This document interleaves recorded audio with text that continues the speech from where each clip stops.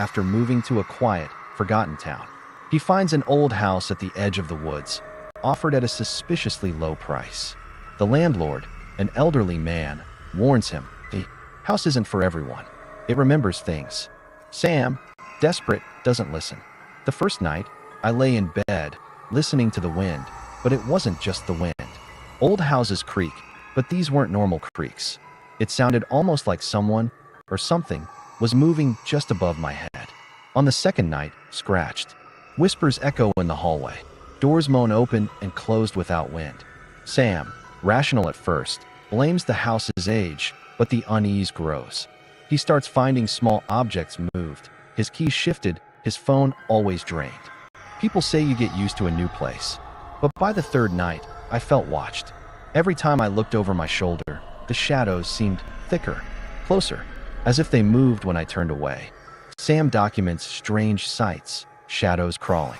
Along the walls, reflections in mirrors that do not match his movements. He records audio at night, faint growls, and once, a voice whispering his name.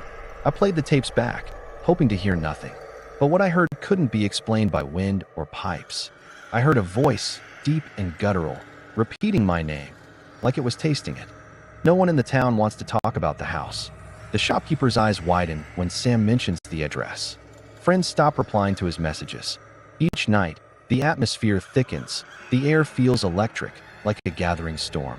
At first, I thought I was imagining things. But each time I tried to call a friend, the line would die or there'd be static or a faraway voice breathing, just at the edge of hearing. One night, Sam wakes frozen, unable to move, as a tall shadow stands at the end of his bed. He feels a weight on his chest, icy claws choking his breath. When he finally manages to sit up, the room is empty, but claw marks are left on the wooden floor. Sleep paralysis, they call it. But it didn't end when I woke up. The house grew colder. Sometimes, every light bulb in the place would shatter. At once, and in the shards I'd see faces, twisted in agony. Sam's sanity slips. He starts dreaming of black-eyed children at his window, of corridors that stretch infinitely in the dark, of his own body moving without his will. He hears shrieks at 3 a.m., not outside, but from inside the walls. I stopped trusting my mind. Couldn't sleep. I started writing notes to myself, trying to remember who I was. The house wasn't haunted. It was eating me from the inside out. He researches the house's history, rituals, occult symbols hidden in the wallpaper, and old news of tragedies. A former owner had written warnings that no one seemed to heed. They wrote, "Don't stay after midnight. Don't look in the mirrors.